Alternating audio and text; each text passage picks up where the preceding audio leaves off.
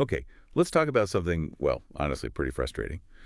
Those stubborn fungal skin things, Oh, like athlete's foot that just won't quit, uh or maybe fungal acne popping up, yeast infections, wingworm, you know the ones? extremely common Yeah, and annoying.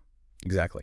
And it feels like sometimes the usual stuff, the over-the-counter creams, they maybe work for a little bit, For a bit, yeah. but then it just creeps right back, like this guest who overstays their welcome, right? That's a good way to put it. The persistence is the real problem. It is. But the interesting thing is, and this is what we're diving into today, nature actually has some, well, some pretty powerful answers, it seems. Maybe more sustainable ones, too. Definitely worth exploring. Okay, so let's unpack this then. Our mission for this deep dive is really to look into some specific potent botanicals, plants with proven antifungal chops. We've gone through some really fascinating sources that they don't just talk about why these things happen. Which is important context. Totally. But they also really spotlight these natural alternatives. Yeah. Options that might actually make a difference when, the usual stuff just isn't cutting it. And what's fascinating here, I think, is focusing on three key players that really jumped out from the material: Goldenseal, oregano oil, and Manuka. Okay. And these aren't just like quick fixes. The sources suggest they offer a different kind of approach, maybe gentler, but potentially more effective for like long-term skin support. Gentler. Yeah. That's interesting. Compared to the synthetic chemicals in some conventional creams. Exactly. Those can sometimes be irritating, right? Or even disrupt the skin's own natural balance, which we'll get into. That is a crucial distinction, definitely. So, all right, before we get to the solutions, the why, actually, sources dug into that too. What did we learn about the common causes? Why do these fungal things get a foothold? Well, main culprits are usually yeasts and things called dermatophytes, microscopic organisms. Right. And they just love warm, moist places. So think feet, underarms, skin folds.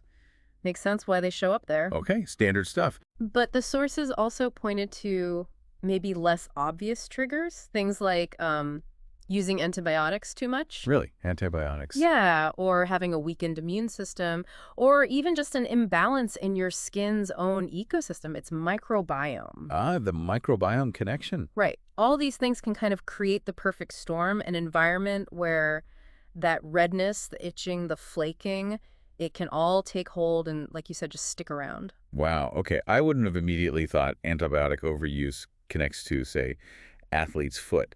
That's a really key insight from the sources then. It is. It means it's not just about, keeping things clean on the surface. It's deeper.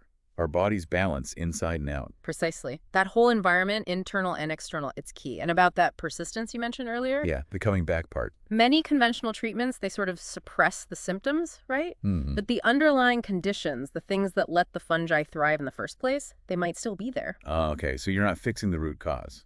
Potentially not. And that's where these natural alternatives, especially this trio we're looking at, they kind of offer a different philosophy. How so? They seem geared towards broader support and a gentle action, which is really important, especially if you have sensitive skin. Okay, right. So let's get into them. This is where it gets really interesting. First up, Goldenseal root, Hydrastis canadensis. A classic. Yeah, the sources stress this isn't new, right? Centuries of use in herbal medicine. But what makes it work against fungus? Was the mechanism, is it just general or? It's actually quite specific, according to what we read. The star compound is berberine. Berberine. And berberine doesn't just like slow the fungi down. The sources say it actively dismantles their cell structure. It takes them apart. Wow, okay. That's aggressive in a good way. In a targeted way, yeah. And beyond that direct attack, it also helps reduce inflammation. Which is huge for comfort. Exactly, that itching, that redness. And it can help soothe skin that's irritated or cracked, which often happens with these conditions. Our sources particularly noted it's useful for those really chronic fungal issues. Stubborn foot fungus or intertrigo, that rash and skin folds. Okay. Hitting it from multiple angles then. Dismantling the cells, calming inflammation, soothing skin. Pretty much. Given that long history you mentioned, Did the sources offer any clues why it might be so good for those chronic, stubborn cases? I think our deep dive suggests it's exactly that multi-pronged approach. Okay. Because it's not just attacking the fungus rate, it's also calming the skin, helping it heal. It encourages the body's own recovery process. Making it less likely to just bounce back immediately. Exactly, a more comprehensive kind of support. That makes a lot of sense. Okay, powerhouse number 2. Oregano oil. Oreganum vulgare. More than just pizza spice. Uh-huh. Definitely. Our sources paint it as like a natural superstar for antifungal stuff. What's its specific strength? Well, its power comes mainly from high levels of carvacrol. Carvacrol. Got it. Yeah, that's the main active compound. And the studies highlighted in our sources show carvacrol is really good at inhibiting fungal overgrowth, especially things like Candida albicans. Ah, the yeast infection culprit. A very common one, yes. And like Goldenseal, it also helps with the itching and redness, and it seems to support a healthy microbial balance on the skin itself. Maintaining that ecosystem. Right. And here's something significant from the sources. Some clinical studies suggest oregano oil can be just as effective as certain prescription antifungals. Wow. As effective as prescription meds. That's what some studies indicate, and crucially, without the same harsh side effects you sometimes get with those. That point about effectiveness without harshness, that seems huge, especially if someone needs to use it for a while. Absolutely. Did the sources give examples of where that gentle nature really benefits the user? Well, think about it. Gentler means it's less likely to cause more irritation, right? No. Or make the skin sensitive over time. Which can happen with some treatments, yeah. Definitely. Especially if your skin is already compromised or just naturally sensitive, it allows you to use it consistently without making things worse, which is key for getting rid of persistent problems. That's really good to know. A relief, probably, for many listeners. Okay, and then the third one, Manuka, Leptospermum scoparium. People might know tea tree oil. The famous cousin. Right. But the sources often describe Manuka as, like, tea tree's more potent relative. What makes Manuka special in this group? Manuka definitely packs an antifungal punch, often seen as stronger than tea tree. But the real standout feature, according to our sources, is its incredible ability to help regenerate skin. Regenerate. So not just fighting the fungus, but actually healing. Exactly. It doesn't just stop the bad guys. It actively helps your skin repair the damage the infection caused. Okay, that's interesting. It also has calming properties, which is great for things like eczema or fungal rashes where there's a lot of irritation. And its nature is generally gentle enough, yet effective, that it's considered suitable for daily use, even on more sensitive areas. So stopping the problem and actively repairing the damage.